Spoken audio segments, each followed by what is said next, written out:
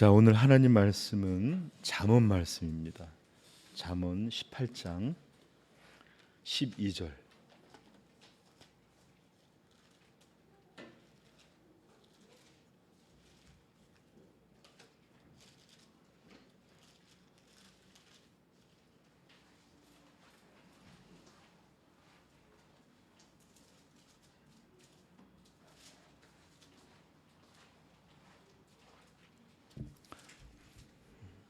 우리 한 절밖에 안 되니까요. 읽고 바로 외워버립시다. 18장 12절 읽겠습니다.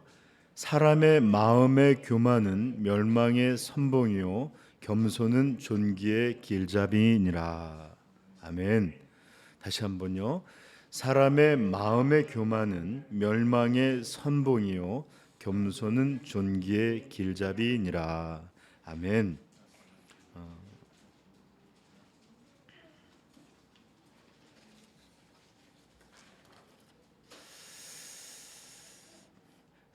사람의 마음의 교만은 멸망을 이끄는 선봉이고 겸손은 존귀를 이끄는 길잡이다.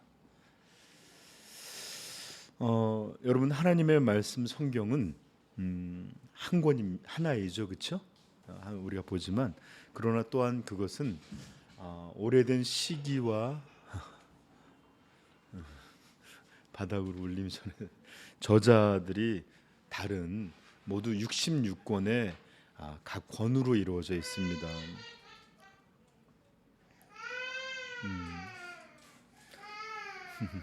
네, 그래요. 아이고, 애기가. 네, 이 성경은 우리가 구별하기를 먼저 구약과 신약으로 나누고 있는데 구약과 신약조차도 이렇게 찾아보면 그냥 이렇게 막 순서 없이 또는 이런 게 되는 게 아니라 또 시기적으로 돼 있는 것대로 돼 있는 것이 아니라 성경의 각 권들은 이렇게 한 구역구역 성경의 장르라는 것을 따라서 이렇게 모아져 있습니다. 먼저는 구약에서 본 모세오경이 있고 또 역사서가 뒤를 따르고 또 시가서라고 부르는 것들이 있고 예언서라고 하는 이런 것들이 있습니다. 자, 그런데 이런 큰 틀 속에서도 또 작게 들어가면 여러 가지가 있는데 이 성경에는 지혜 문학이라는 장르가 특별하게 있는데 대표적으로는 우리가 오늘 읽었던 잠언 말씀이 그렇고 전도서가 그렇고 또 욥기까지 모아서 지혜서 또 지혜 문학을 담고 있는 성경들로 보고 있습니다. 저는 오늘 그래서 여러분들에게 잠언이 가리키는 지혜에 대해서 여러분들에게 전할 것인데 잠언은 정말로 인생과 영혼과 하나님을 관련된 수많은 지혜를 담고 있는 굉장히 복된 책이에요. 저는 한 몇 년인지 잘 기억이 안 나지만 매달이 되면 그 날짜에 맞춰서 꼭 한 번씩 읽었던 기억이 나는데 근데 참 그렇게 많이 봐도 이런 말씀이 있었나 싶을 정도로 깨닫게 되고 지혜를 얻게 된 목사님 지금도 별로 지혜롭지 않은데요. 그럴지 모르지만 그럼에도 불구하고 잠언의 말씀으로 많은 그나마 이렇게 정말 지혜의 아주 복음입니다. 근데 저는 여러분 여기서 어떤 한 가지를 증거할 텐데 여러분들이 신앙과 인생의 지혜를 얻게 되기를 축복합니다. 오늘 전할 것은 한 가지입니다. 한 가지. 그리고 그것은 바로 이 지혜인데 사람의 마음은 교만의 선봉이고 겸손은 존귀의 길잡이다라는 이 지혜입니다.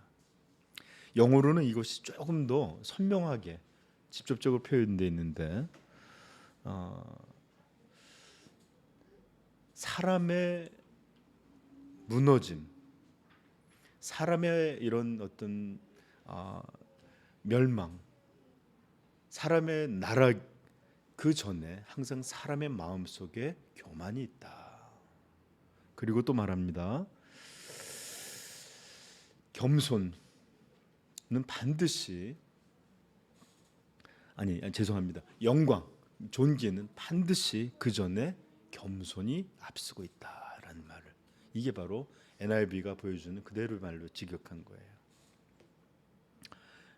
사람의 무너짐 그 앞에는 언제나 사람 마음 안에 있는 교만이 있고 영광 그것 앞에는 언제나 이런 겸손이 있다. 이렇게 NIV는 묘사하고 있습니다.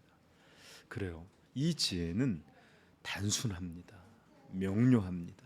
그리고 아름다운 지혜입니다. 교만은 멸망이다. 겸손은 존귀와 영광이다. 배우셨나요? 네, 그럼 이제 설교 끝입니다. 이것만 전하려고 하니까요. 이것을 깨닫는 자, 이것을 따라 사는 자, 이것을 붙드는 자가 바로 지혜자입니다.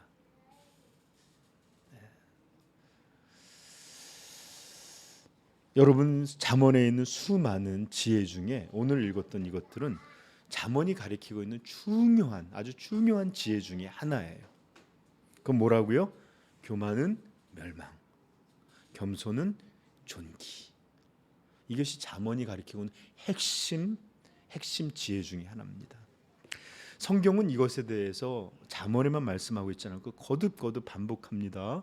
욥기 22장 29절에 이렇게 말합니다. 사람들이 너를 낮추거든 너는 교만했노라고 말하라. 하나님은 겸손한 자를 구원하시느니라. 시편 147편 6절 여호와께서 겸손한 자들을 붙드시고 악인들은 땅에 엎드러뜨리는도다. 좀 표현이 다르지만 같은 말이에요. 잠언 3장 33절 진실로 그는 거만한 자를 비웃으시며 겸손한 자에게 은혜를 베푸시나니. 잠언 29장 23절입니다. 사람이 교만하면 낮아지게 되겠고 마음이 겸손하면 영예를 얻으리라.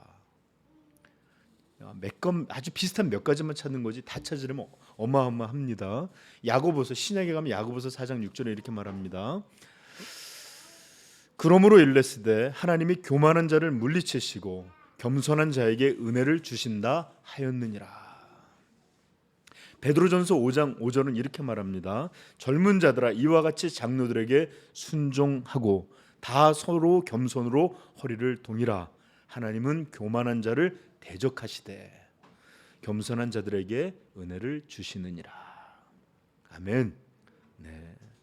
성경은 이렇게 교만하면 그 결과를 따라서 패망을 얻고 겸손하면 그 결과를 따라서 존귀와 영광, 은혜를 얻는다. 이렇게 우리에게 가르치고 있는 것입니다. 그러므로 여러분 부디 오늘 이 시간에 여러분들 평생의 지혜를 얻는 그런 성도들 되기를 축복합니다. 제가 전에도 한번 얘기했지만 제가 암 치료를 하는 중에 건강 서적을 참 많이 봤어요. 도대체 암이란 뭘까? 사람의 이런 몸에서 왜 생기고 어떻게 치유되고 이런 것들도 많이 봤지만 또 어떻게 이기는지에 대한 책 봤는데 그 중에 하나에 제게 도움이 굉장히 됐던 책이 있는데 그 제목이 굉장히 멋있습니다. 누우면 죽고 걸으면 산다. 누우면 죽고 걸으면 산다. 얼마나 직관적이고 강렬한 제목입니까? 그렇죠? 정말 이 책에 도움 받아서 제 기억으로는 1, 2권이 있었던 것 같은데 이 책에 도움을 받아서 열심히 신발이 딸도록 등산도 했고 또 운동도 하고 그래 누우면 죽고 걸으면 산다. 이 한의사인데 수많은 케이스들을 어떻게 자기가 치유했는지 핵심은 그거예요. 움직여라, 땀 흘려라, 몸을 이렇게 막 활동하게 함으로 병을 고칠 수 있다. 이게 핵심인데 하도 좋은 예들이나 아주 감동적인 예가 많아요. 여러분들도 한번 읽어보시기 바랍니다. 저는 이 책의 제목을 도용하고 인용해서 이렇게 말씀드리고 싶어요. 누우면 죽고 대신에 교만하면 죽고, 걸으면 산다 대신에 겸손하면 산다. 한번 따라해 볼까요? 교만하면 죽고 겸손하면 산다. 그냥 하는 말 아닙니다. 절대 비유가 아니라 정말 진리입니다. 또한 오늘 여러분들에게 시간상 전하지 못할 거예요. 그러나 이것은 인간의 가장 근원적인 영역, 가장 중대한 영역에서부터 이 말씀은 진리입니다. 교만하면 죽고 겸손하면 삽니다. 아멘. 제가 언젠가는 이게 가장 근원적인 영역에서 교만과 겸손이 어떻게 생명과 죽음을 만드는지 여러분을 한번 전할 기회가 있을 것입니다. 네. 자, 오늘은 그러나 교만 이야기는 따로 전하지 않을게요. 교만은 꽤 많이 설교도 했고, 이런 얘기하면 또 맨날 우리 목사님 죄만 얘기를 하신다. 이러니까 부담도 되고, 그래서 오늘은 교만 얘기가 아니라 겸손 이야기만 하겠습니다.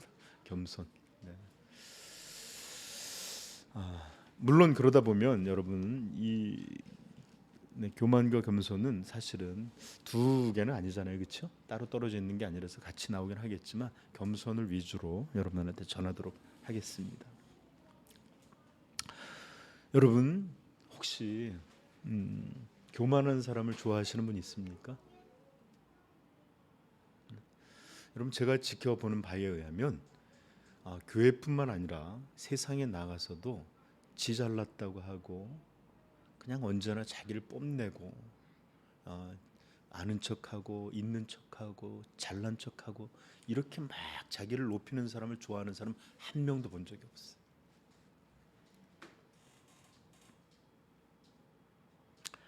그럼에도 우리는 아무도 자신이 얼마만큼 교묘하게 교만한지를 잘 모르고 살아가는 것 같아요. 저를 포함해서요. 아무도 좋아하진 않는데 자기가 얼마나 교만한지를 모른다. 또 사람들은 여러분들 좋아하는 사람 한번 보십시오. 대부분 겸손한 사람들이에요. 겸손한 사람 좋아합니다.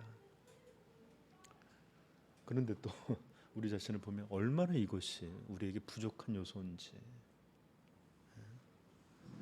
참된 겸손을 갖고 있는 사람 만나기 참 쉽지 않아요. 여러분 운동선수들 뭐 야구에서 MVP가 됐든지 축구에서 골을 넣었든지 맨 오브 매치가 되면 이렇게 인터뷰를 하거나 뭐 아니면 이렇게 금메달을 땄든지 이러면은 본심은 알 수 없어요. 내가 세계 최고야, 내가 최강이야, 뭐 이러고 생각할지 모르겠지만 다 뭐 주변에서 도와주시고 국민들의 성원으로 또는 운이 좋아서 이렇게 여러분들 하는 이렇게 겸손한 인터뷰를 해요. 제가 지난번에 그 손흥민 인터뷰에 대해서 이렇게 한번 본 적이 있는데 그 선수도 항상 오늘 멋진 골 넣어도 운이 좋았다. 그다음에 동료들이 다 나한테 지원해줘서 그렇다. 뭐 이러면서 자기 잘났다는 얘기를 별로 안 해요. 속이야 모르겠어요. 그렇지만 그렇게 인터뷰를 하는 거 보면 참 좋아요. 그래서 사람들이 다 이렇게 겸손한 사람을 좋아하고 손흥민들도 그런 나름대로 그런 게 더 인기인 것 같아요. 근데 여러분 겸손이란 게 과연 뭘까요? 겸손이란 제가 네이버를 찾아보면 이렇게 나와 있습니다. 남을 존중하고 자기를 내세우지 않는 태도를 갖는 것, 가지는 것, 이게 겸손이랍니다. 즉 남을 존중하고 자기를 내세우지 않는 것. 우리 성경적인 표현을 하면 어떤 거죠? 자기를 낮추는 것. 이것을 겸손이라고 하는데, 이런 태도를 겸손이라고 하는데 양쪽에서 두 사람이 왜 어깨를 이렇게 이렇게 돌리세요, 의자를. 그러면 네, 편하게. 네. 대식 성도들 이렇게 좀 돌리세요, 아주 편하게. 네. 부부가 양쪽에다 어깨를 이렇게 그 침대를 좀 바꾸셔야 돼요. 네. 물론 성경이 말하는 겸손은 이런 외적 태도 이상입니다. 저는 종종 살면서 이런 사람들을 봤는데 공개적으로는 사람들 앞에서 너무 경ям하고 예의 바르고 겸손한 사람들이 있어요. 근데 그 사람하고 친해서 나중에 뒤에서 얘기하다 보면 이 사람이 모양만 그런 것이지 얼마나 판단하고 또는 이렇게 이것들 저것들 하면서 얘기하고 참 많이 교만한 사람들을 적지 않이 봤습니다.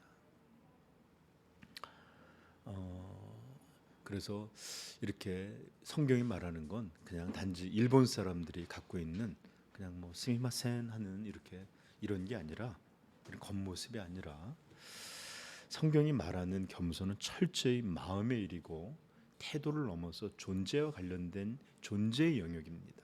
이게 겸손이에요. 이것은 어떻게 나오느냐? 하나님과의 바른 관계가 만드는 게 바로 겸손입니다. 조금 더 설명하면 하나님의 무한하심, 그분의 거룩하심, 이런 하나님을 하나님으로 아는 그분 앞에선 유한하고, 그 다음에 범죄한 인생, 악한 존재의 자신을 인식하면서 오는 마음의 모양이, 그리고 존재에 대한 이해가 바로 겸손입니다. 그러므로 저는 겸손을 자기를 낮춘다라는 말로보다는 자기를 아는 일, 자기를 온전하게 바르게 아는 것이다 라고 부르기를, 그렇게 정의하기를 더 선호합니다. 이것에 대해 조금 더 자세히 말한 분이 제임스 패커는 이렇게 말한 적이 있습니다. 우리는 우리 자신이 훌륭하게 보이길 원합니다. 요즘 우리가 산상수훈에서 하고 있죠. 영적인 것마저도 그렇습니다. 이것마저도 훌륭하게 보이길 바라는 그런 것으로 사용돼요. 자, 계속 읽겠습니다. 특히 우리 자신에게 그렇습니다. 그래서 우리는 우리 자신을 섬기는 일에 집중함으로써 다른 사람들이나 심지어 하나님보다도 자신을 우선시합니다. 교만이라는 큰 악과 싸우기 위해서는 겸손을 배워야 합니다. 그렇다면 겸손이란 무엇입니까? 스스로 묻고 이렇게 답합니다. 겸손은 솔직한 사실주의이며 현실적인 솔직함입니다.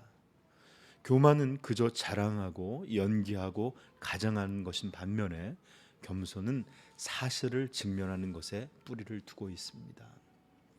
그렇다면 어떤 사실입니까? 하나님 앞에 우리는 죄인이며 정말 작은 존재라는 사실.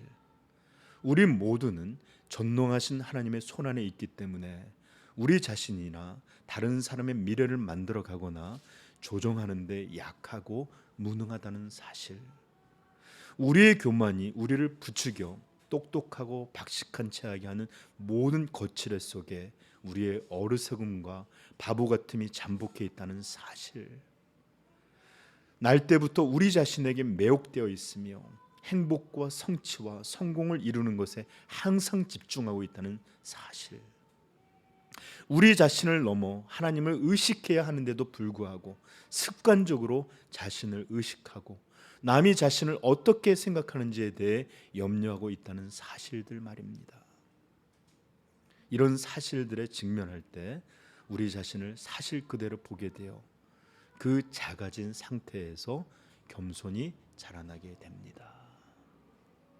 아멘. 저는 목회자예요. 하나님의 이 귀한 말씀이라고 전하고 있습니다. 그러나 종종 유혹을 받고 하는 것은 이 말씀이 온전하게 전해졌나 보다도 이 말씀을 듣는 이들이 어떻게 나를 생각할까? 또 나를 이렇게 하나님의 말씀을 잘 모르는 이나 능력 없는 자로 그냥 이렇게 쉽게 보지는 않을까? 또 반대로 조금 좀 나으면 우리 목사님 훌륭, 이런 것들로 이렇게 드러나는 이런 것들을 생각할 때가 얼마나 많은지 몰라요. 제가 이 설교를 하거나 예배를 끝나고 난데 막 고민되고 괴로울 때가 있어요. 우리 성도들이 온전히 쓰지 못하는 것 때문에 고민할 때도 있지만 많은 날 돌아보면 제 자신과 깊이 연결되어 있을 때가 한두 번이 아닙니다. 이게 바로 우리들이에요.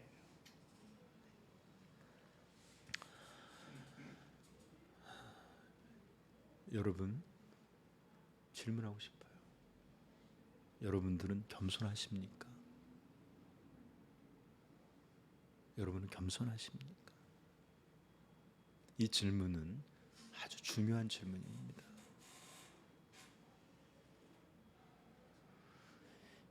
이 질문은 우리의 영혼의 문제, 우리 구원의 문제도 깊이 연결되어 있습니다. 여러분 겸손하십니까? 교만하면 죽게 될 것이고 겸손한 자만 살게 될 것입니다. 성경이 이것을 얼마나 많이 말했는지도 몰라요. 예수님은 어린 아이와 같지 아니하면 하나님의 나라 이룰 수 없다라고 얘기했어요. 천국은 겸손한 자의 나라입니다. 교만한 곳은 교만한 자는 한 명도 그것에 들어갈 수 없습니다. 그러므로 여러분, 이 질문은 굉장히 무서운 질문이에요. 우리는 겸손합니까? 물론 나는 겸손해요, 목사님. 이렇게 말하면 참 어렵죠, 그렇죠? 그렇게 말하는 순간 예, 겸손이 사라지는 것이잖아요, 그렇죠? 그러니까 사실은 대답보다도 우리의 실체 모습이, 실체가 중요합니다. 우리는 겸손해야 합니다. 선택적이 아니라 반드시 겸손해야 합니다. 왜냐고 여러분 생각, 다시 한번 말씀드리면 진실로 하나님 나라에 속한 이들 중에는 겸손한 사람이 없기 때문이고, 진실로 하나님의 사람은 모두 겸손한 사람이기 때문에 그렇습니다. 제가 좀 말을 잘못했죠. 하나님의 나라에 속한 사람들 중에는 겸손한 사람이 없다, 교만한 사람이 없고, 교만한 말을 피하려고 했더니 죄송합니다. 네. 네. 근데 아멘 하면 안 되죠. 네. 하나님의 나라에 속한 이들 중엔 교만한 자가 없고, 또 하나님의 나라에 속한 이들 중에 겸손하지 않은 자가 없기 때문에 그렇습니다. 여러분, 우리들은 사람들을 판단할 때 어떤 사람이 정말 주의 종이냐 아니냐, 하나님에 속한 사람 할 때 많은 이들이 그가 이룬 성취나 업적이나 능력들로 판단하기를 좋아합니다. 그러나 성경의 판단, 하나님의 판단은 그런 것 보지 않으세요. 오히려 하나님은 그가 어떤 일을 이루었다 할지라도 그가 하나님 앞에 교만한 것들에 대해서 하나님은 그를 바라보시면서 분명하게 이 교만에 대해서 미워하십니다. 예수님 말씀하셨잖아요. 내가 귀신을 쫓아내고 내가 이런저런 일을 했나이다. 그럴 때 예수님 뭐라 그랬죠? 불법을 행하는 자들,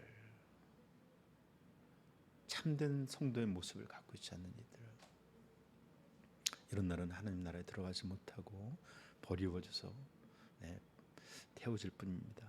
그러므로 여러분들 기억하십시오. 업적이 아니라 또 다른 어떤 것들이 아니라 하나님은 우리의 마음의 것으로, 존재의 것으로 우리를 판단하십니다. 그리고 교만은 하나님이 미워하시는 가장 교묘하고 잔악하고 그런 죄 중에 하나입니다.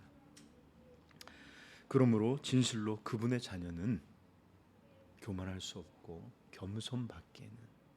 겸손밖에는 가질 수 없는 사람들이다 라는 것을 꼭 기억하십시오. 네.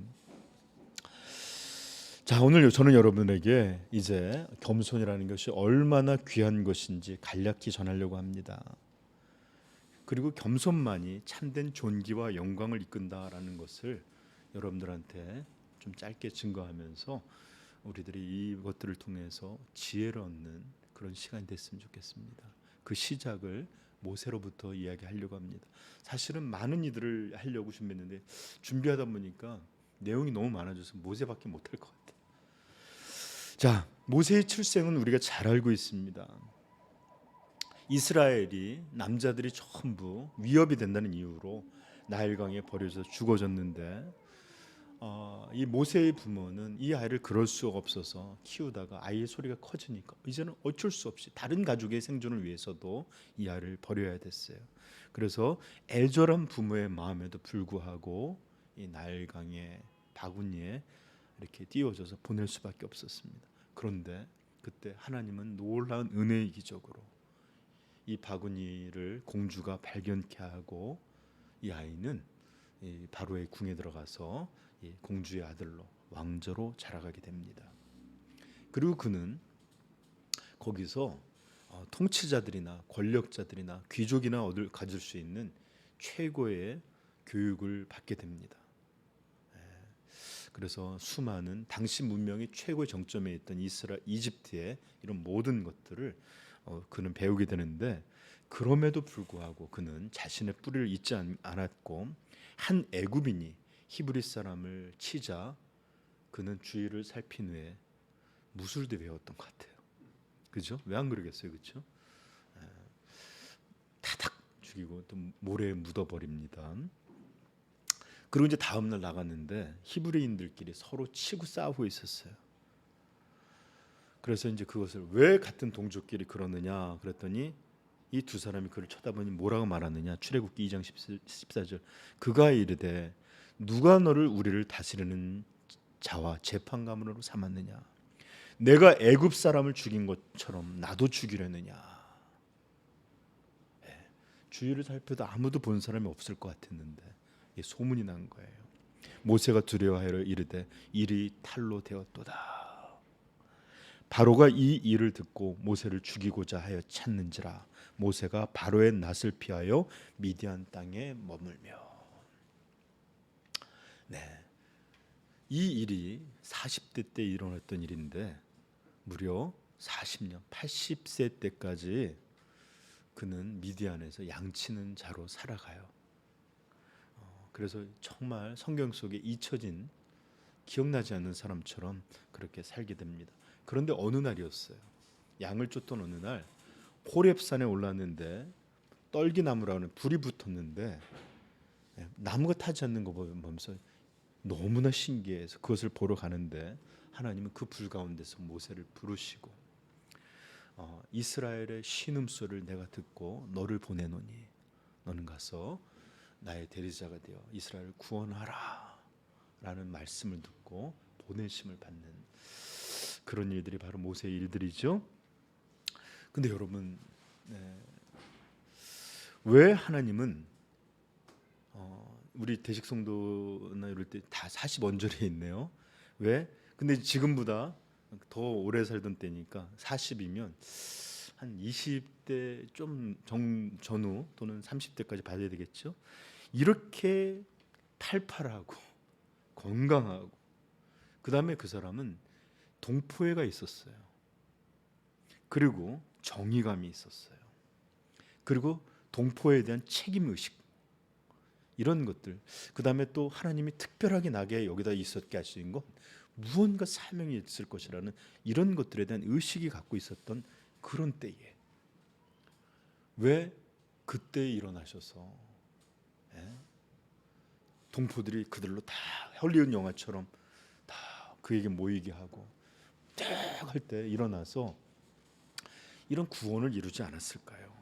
오히려 40년이 마치 그냥 소리 없이 이름도 없이 그렇게 지나고 총기도 흐려지고 기력도 예전 같지가 않고 그 바로의 궁에서 배웠던 그 모든 잘난 것들을 40년 동안 거의 다 여러분, 사람이 지식이라는 게 그렇더라고요.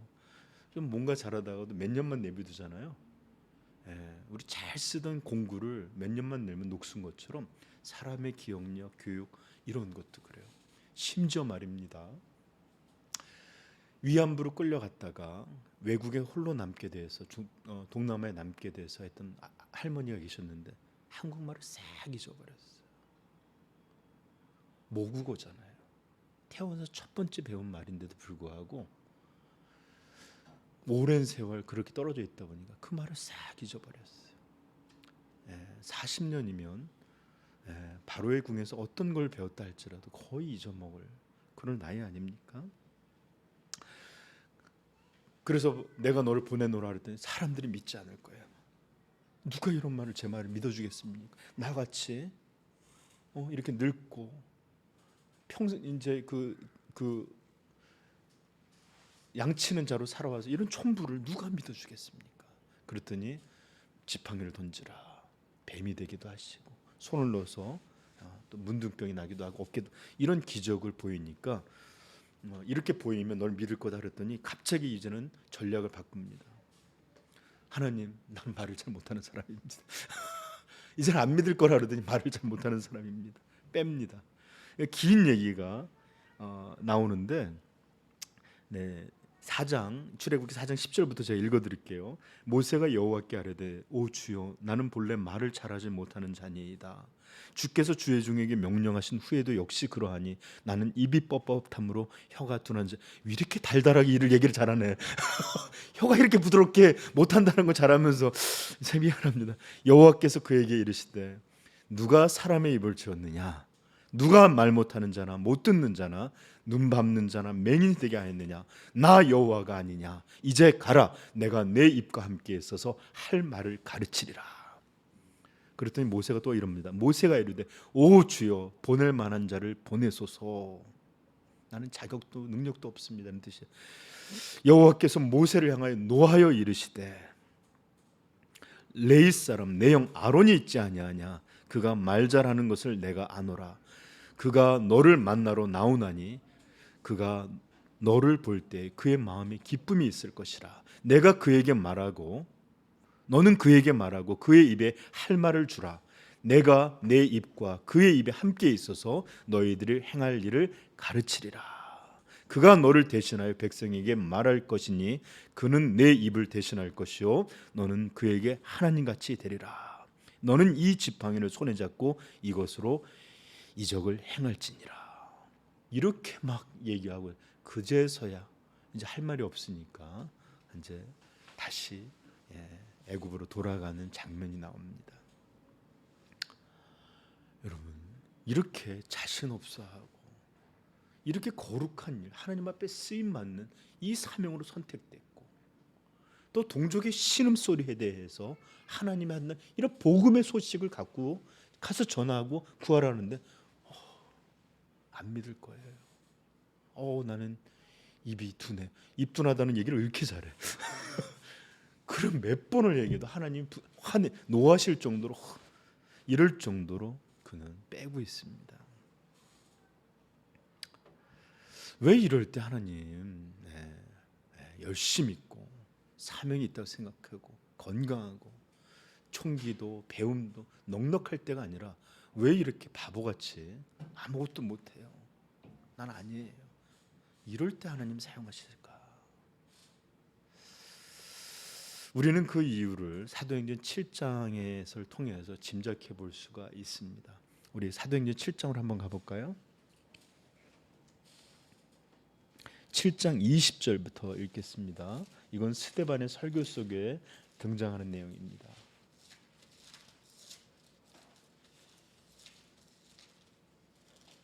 사도행전 7장 20절부터 29절까지 읽겠습니다. 그때 모세가 낳는데 하나님 보시기에 아름다운지라 그의 아버지 집에서 석 달 동안 길리더니 버려진 후에 바로의 딸이 그를 데려다가 자기 아들로 기름해 모세가 애굽 사람의 모든 지혜를 배워 그의 말과 하는 일들이 제가 하는 말 아니었죠? 성경은 분명히 이렇게 말하고 있습니다. 계속해서 읽어봅시다. 나이가 40이 되어 그 형제 이스라엘 엄밀하게 말해서는 그 애굽에 치는 것들을 보게 된 것들이 돌볼 때 그 이스라엘의 형편을 살피고 싶었던 마음에서 이루어진 거라는 얘기예요. 그리고 말합니다. 한 사람이 원통한 일 당함을 보고 보호하여 압제받는 자를 위하여 원수를 갚아 애굽 사람을 쳐 죽이니라. 근데 25절 중요한 말씀입니다. 읽겠습니다. 그는 그의 형제들이 하나님께서 자기의 손을 통하여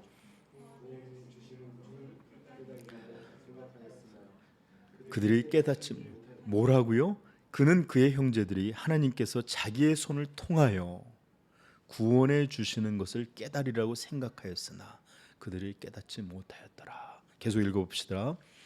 이튿날 이스라엘 사람들이 서로 때에 모세가 와서 하회시키려 하여 이르되 너희는 형제인데 어찌 서로 해치냐 하니 그 동물을 해치는 사람이 모세를 밀어때 이르되 누가 너를 관리와 재판관으로 우리 위에 세웠느냐 내가 어제는 애굽 사람을 죽임과 같이 또 나를 죽이려느냐 하니 모세가 이 말 때문에 도주하여 아멘. 여기까지만 보겠습니다.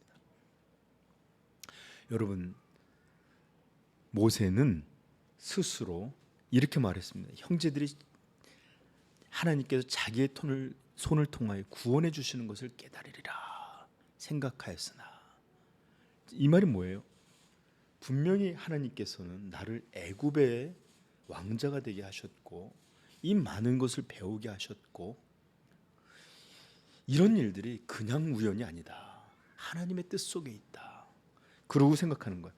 하나님이 이런 특별한 일을 할 때는 특별한 사명을 주셔서 이스라엘을, 동족을 구원케 하시는 일을 행하시리라. 나를 선택하셔서 하나님이 그렇게 행하시리라. 그렇게 생각했던 그때는 하나님이 사용하지를 않으셨어요. 오히려 40년이 지나서 자신이 쓸모없고, 하나님 나는 무능합니다. 나는 이것을 감당할 수가 없습니다. 나는 부적절합니다. 나는 아닙니다. 이렇게 고백하고 이렇게 자신에 대해서 겸비해졌을 때 하나님은 바로 그때가 모세를 사용하실 때라고 하신 것이고, 바로 그때에 모세를 부르셔서 이스라엘을 건지실 이 구속의 역사를 이루는 사람으로 이렇게 사용하시는 것입니다. 이 전도자 무디 아시죠? D.L. 무디라고 굉장히 유명합니다. 참 대단하신 분인데 이렇게 표현해놨어요. 이런 모세의 삶을 그가 어떻게 표현하느냐? 모세는 자신이 대단한 사람이라고 생각하며 40년을 보냈다. 그 후 자신이 보잘것없는 사람임을 실감하며 광야에서 40년을 보냈다. 마침내 그는 보잘것없는 사람을 통해 하나님이 어떤 일을 하실 수 있는지 배우며 생애 마지막 40년을 보냈다. 자기가 대단하다 생각한 40년을 보낼 때 하나님 사용하지 않으셨어요. 그러나 자신이 보잘것없고 자신은 그저 초라한 인생이 지나지 않고 자는 무능하고 부적절하다라는 것을 40년 동안 배우고 나서야 하나님이 그를 사용하셨고, 그 나머지 그가 120살 죽을 때까지 나머지 40년은 이런 보잘것없는 사람을 통해 하나님이 어떤 일을 하실 수 있는지를 배우며 마지막 40년을 보냈다. 참 역시 전도자들은 좀 뭔가가 달라요, 그렇죠? 이름 있는 분들. 여러분 그렇습니다. 하나님은 내가 그 사람이다, 내가 할 수 있다, 나다, 이럴 때 사용하지 않으시고, 하나님 정말 겸비하셔서 나는 무능합니다, 나는 할 수 없습니다, 나는 자격이 안 됩니다, 이렇게 겸손한 자들을 통하여 일하시고 또 그런 자를 선택하신다라는 것이 모세를 통해 보여주는 것입니다. 하나님은 자신의 가능성, 능력, 이렇게 지성이든지 열심이든지 이렇게 자기의 생명과 이런 열심이 넘칠 때 한 사람을 선택하고 부르시고 사용하시는 것이 아닙니다. 오히려 자신이 약하고 무능하고 무력하다는 사실을 깊이 깨닫고 그렇게 알게 될 때야 이제 그때가 하나님이 사용하시는 때, 하나님은 그런 자를 사용하십니다. 우리가 사람을 볼 때는 모세에게 40년 잊혀진 시간, 버려진 시간 같지만, 그렇게 여길지 모르지만 하나님의 역사에는 반드시 필요한 시간이었습니다. 자기가 잘난 줄 알았던 모세가 40년의 시간을 거쳐지며 낮아지고 자기의 본질을 깨닫게 되고 인생이 허무하다는 것, 이것을 알게 되는 그런 시간이었기 때문에 이 40년은 오히려 하나님이 준비시키는 낮아짐의 시기였다라는 것을 우리는 발견하게 됩니다. 왜 이런 시간이 필요했다고요? 하나님은 교만한 자가 아니라 겸손한 자를 사용하시기 때문에 이런 시간이 필요한 것입니다. 혹 여러분들의 인생에 지금 낮은 곳을 걷고 있거나 지금 여전히 하나님이 잊혀진 자, 마치 버려진 자처럼 그런 시간을 보내고 계신 분들이 있다면 여러분, 이것은 하나님이 지금 일하고 계시는 중입니다. 우리를 낮추심으로 하나님의 일하실 수 있는 그런 준비를 하는 것이고, 이런 자를 통해서 얼마나 하나님이 놀라운 일을 행하실지를 준비시키는 그런 시간인 줄 믿습니다. 네. 그러므로 하나님의 손 안에서 기다리시고 더 겸손할 수 있기를 예수 그리스도의 이름으로 축복합니다. 성경은 이런 사람들의 이야기로 가득해요. 하나님이 교만한 자가 아니라 겸손한 자를 사용하시고, 오히려 이런 사람들을 더 낮게 하심으로 그를 사용할 준비를 하시는 이야기가 얼마나 많은지 모릅니다. 하나님은 다윗이 왕이 되기 전에 혹독한 고난과 죽음에 대한 두려움과 자신의 연약함을 깊이 알게 하셨습니다. 왜요? 그래야만 다시 한번 이 겸손했다가 교만해짐으로 무너졌던 사울왕의 전철이 아니라 겸손함으로 끝까지 하나님의 종으로, 하나님의 대리자로 살 수 있기 때문에 그랬습니다.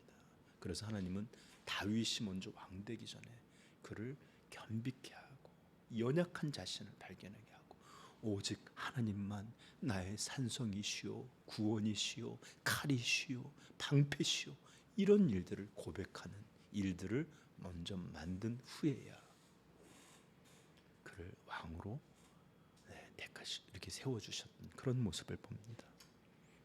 엘리야도 마찬가지였습니다. 엘리야가 막 850대 1로 그 갈멜산에서 불을 내고 비가 쏟아지는 것을 보고 하나님의 능력으로 말보다 더 앞서 달리는 이런 놀라운 영광을 보여줬음에도 불구하고 그는 로뎀나무 아래에서 무너지는 그런 자신을 겪어야 했습니다. 그러므로 이런 놀라운 일을 겪었다 할지라도 자신은 아무것도 아님을 로뎀나무 아래의 절망에서 그는 배워야 했습니다. 그리고 베드로는 예수님을 따라다닐 때, 그리고 많은 제자들이 정점에 섰을 때, 이럴 때가 아니라 먼저 그는 닭의 울음을 통해 자신이 어떤 존재인지, 자신이 내뱉은 말을 지킬 수도 없고, 또 그렇게 단단하여 죽으면 죽을지언정 주님을 떠나지 않겠습니다, 이런 말이 지켜질 수 없는 그런 허무한 존재, 자신의 본질에 대한 환상이 깨어지는 일, 이것이 필요했습니다. 그리고 나서야 교회의 지도자로 겸손히 이 교회를 섬길 수 있었습니다. 그가 얼마나 나중에 겸손해졌느냐, 젊은 갈라디아에 보면 젊은 바울이 변한 바울이죠. 책망할 때, 그때도 그는 이것을 들을 정도로 겸비해졌습니다. 이렇게 닭의 울음을 속에, 닭의 이 울음을 통해 자신의 본질이, 그 환상이 깨어지는 그런 일을 겪게 하시는 이후에 하나님은 그를 더 사용하셨습니다. 이렇듯 한 사람은 그 사람의 교만을, 자기에 대한 환상을 부셔내고 하나님은 그를 겸손하게 하십니다. 그리고 이런 사람을 통해서 하나님은 역사하고 일하시고, 이런 사람을 통해 하나님이 얼마나 대단하신 일을 하시는지를 드러내는 그런 도구가 되게 하십니다. 여러분, 우리 잘 알죠? 벼는 어떻게 뭐라 그러죠? 벼는 익을수록 고개를 숙인다라는 말이 있죠. 그래요. 익어지지 않는 빳빳한 벼를 우리는 먹지 못합니다. 거기는 쭉정이가 알곡이 없어요. 이런 것들은 만약에 있다면, 가을까지 익지 않았다면 그냥 잘라줘서 태움밖에 쓸 수 없어요. 여러분, 가을 이제 좀 있으면 이제 곧 이 여름이 끝나는 그걸 뭐라 부르죠? 우리 계절로 무슨 서라 부르죠? 네? 피서 말고 뭐라 그랬어요? 처서 네. 이렇게 그 여름이 끝나는 계절이 오고 이제 가을이 들어가는데 가을 나가면 가을 벌판이 다 노랗고 가보면 그 노람이 다 고개를 숙이고 있어요. 그래가 그때가 바로 수확의 계절입니다. 여러분 이렇게 숙여진 벼만이 우리가 먹을 수 있고 숙여진 벼를 통해서 우리는 먹고 생명을 유지할 수 있는 것입니다. 빳빳한 것. 그냥 여러분 우리 생각하기에 벼는 익을수록 고개를 숙인다가 아니라 벼는 고개를 숙여야만 먹을 수 있다. 여러분 하나님은 지혜와 지식이 뛰어나고 놀라운 재능과 탁월한 능력의 사람을 사용하는 것이 아닙니다. 어떤 사람? 고개가 숙여진 사람, 겸손한 사람을 사용하십니다. 신약 성경 이것을 놀랍도록 아름답게 묘사했는데 고린도전서 1장 26절을 제가 읽어드릴게요. 형제들아 너희의 부르심을 보라. 육체를 따라 지혜로운 자가 많지 아니하며 능한 자가 많지 아니하며 문벌 좋은 자가 많지 아니하도다. 그러나 하나님께서 세상에 미련한 것들을 택하사 지혜 있는 자들을 부끄럽게 하려 하시고 세상에 약한 것들을 택하사 강한 것들을 부끄럽게 하려 하시며 하나님께서 세상에 천한 것들과 멸시받는 것들과 없는 것들을 택하사 있는 것들을 폐하려 하시나니 이는 아무 육체도 하나님 앞에서 자랑하지 못하게 하려 하심이라.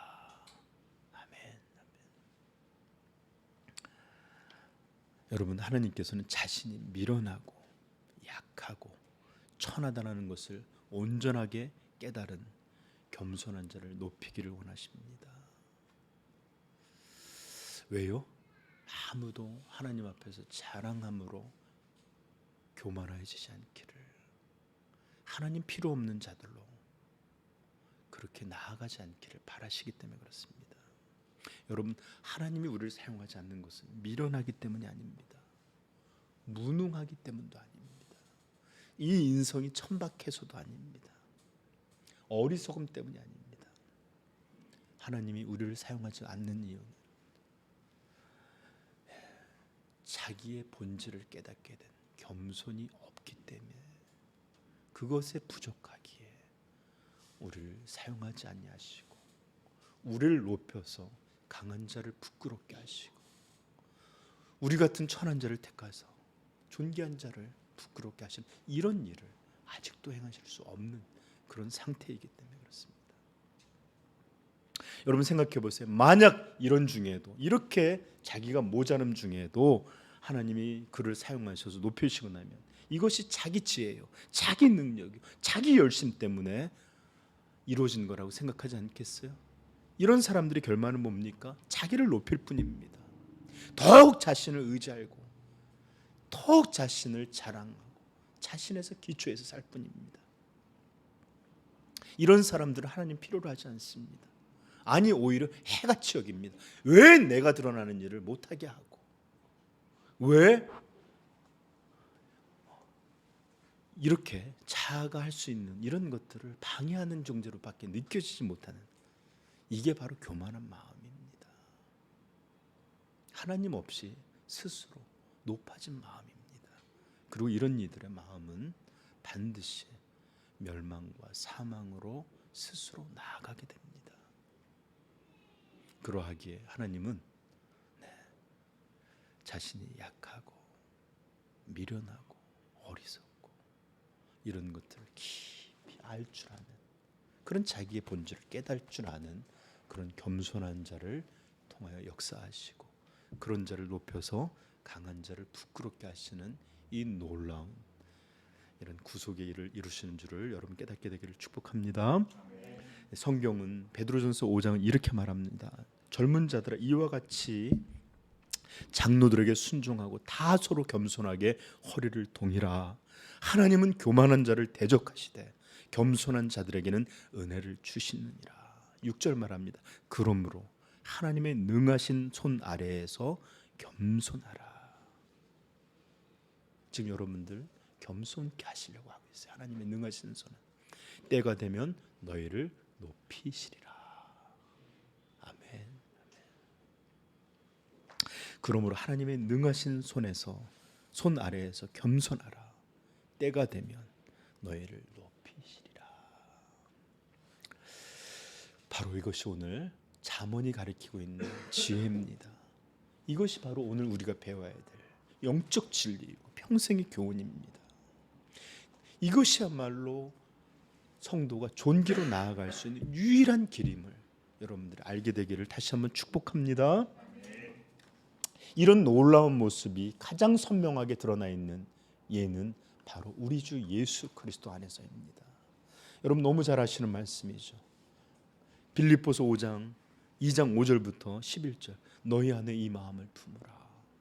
곧 그리스도 예수의 마음이니 그는 근본 하나님의 본체시나 하나님과 동등됨을 취할 것으로 여기지 아니하시고 오히려 자기를 비워 종의 형체를 가지사 사람들과 같이 되셨고 사람의 모양으로 나타나사 자기를 낮추시고 죽기까지 복종하셨으니 곧 십자가에 죽으심이라.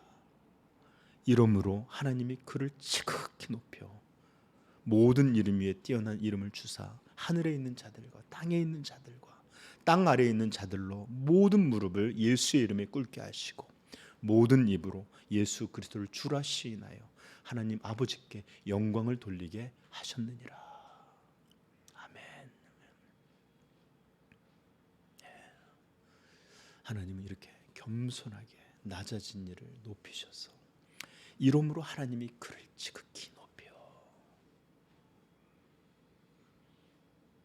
낮추는 자, 자기의 연약함을 깨닫는 자, 이런 자들을 하나님 높이십니다. 그러므로 예수 그리스도의 사람은 우리 주님의 본과 같이 반드시 겸손하고 낮아져야 합니다. 너희 안에 이 마음을 품으라. 너희 안에 이 마음을 품으라. 좀 강하게 말하면 겸손하지 않는 사람은 절대로 참 그리스도인일 수 없습니다. 그러므로 우리는 영원히 언제든지 겸손해야 합니다. 때로 우리의 신앙이 잠에 들긴 하고 때로 우리가 조금 무너질 때가 있어서 자기를 내세우고 자기 이름을 높이려고 들고 지식을 자랑하고 싶어하고 어떤 것을 과시하고 싶은 마음이 잠깐 들 때도 있을지 모르지만 우리는 곧 이것이야말로 하나님을 대적하는 사망으로 나아간 무서운 교만인 줄 알아서 주여 주여 용서하옵소서. 지금 내가 무엇을 행하였나이까? 지금 내가 어찌 하나님 앞에서 나 자신을 세우고 하나님의 영광을 탈취했나이까? 금세 두려워하고 돌아갈 줄 아는 자들이 바로 성도입니다. 그러므로 아주 실패할 수는 없으나 꾸준히 볼 때 항상 하나님의 백성은 겸손한 백성입니다. 이런 온전함이 우리 가운데 있기를 축복합니다. 그리고 이 겸손은 또한 능력이에요. 능력. 왜일까요? 왜일까요? 모세를 통해 배웠잖아요. 하나님은 내가 굉장하다 생각할 때 사용하지 않으십니다. 내가 괜찮다, 나다, 나를 쓰시 이럴 때 사용하지 않으십니다. 나는 아닙니다. 나는 자격이 없습니다. 무능합니다. 하나님 이렇게 겸손할 때 그를 사용하세요. 그러므로 겸손은 하나님이 사용하시기에 그래서 겸손이 능력이다 말하는 것입니다. 하나님은 능력 있는 자 사용하지 않습니다. 겸손한 자를 사용하십니다. 하나님은 스스로 높이는 자가 아니라 겸손히 무릎 꿇을 줄 아는 자를 하나님은 사용하셔서 영화롭게 하십니다. 하나님은 자기를 드러내는 자가 아니라 오히려 자기를 뒤로 미루어 주님을 드러내기를 간절히 바라는 그런 겸손한 자를 들으셔서 강한 자를 부끄럽게 하시는 하나님의 능력이 되는 이런 역사를 오늘도 이루십니다. 그러므로 겸손이 능력이다라는 것을 꼭 배우시길 바라요. 강찬이라는 찬양 가수가 있어요. 섬김이라는 찬양이 있는데 가사가 이렇습니다. 하늘의 영광을 다 버리고 낮은 이곳에 내려오신 주, 죽기까지 나를 사랑하신 그 사랑 얼마나 큰지. 우리가 높아지면 그가 낮추시리, 우리가 낮아지면 그가 높이시리. 하나님이 원하시는 세상으로 나 자신을 낮추는 섬김으로 우리가 높아지면 그가 낮추시리, 우리가 낮아지면, 정확히 얘기하면 우리가 우리 자신을 깨닫게 되면 그가 높이시리. 여러분, 다시 한번 여러분들에게 참 성경의 지혜, 참 잠언의 지혜를 여러분한테 전하면서 말씀을 맺겠습니다. 교만은 사망이요, 겸손은 생명과 존귀입니다. 다시요. 교만은 사망이요, 겸손은 생명과 존귀입니다. 이 영적 지혜를 우리 모든 성도들이 분명히 깨닫게 알게 되기를 예수님의 이름으로 간절히 축복합니다. 네.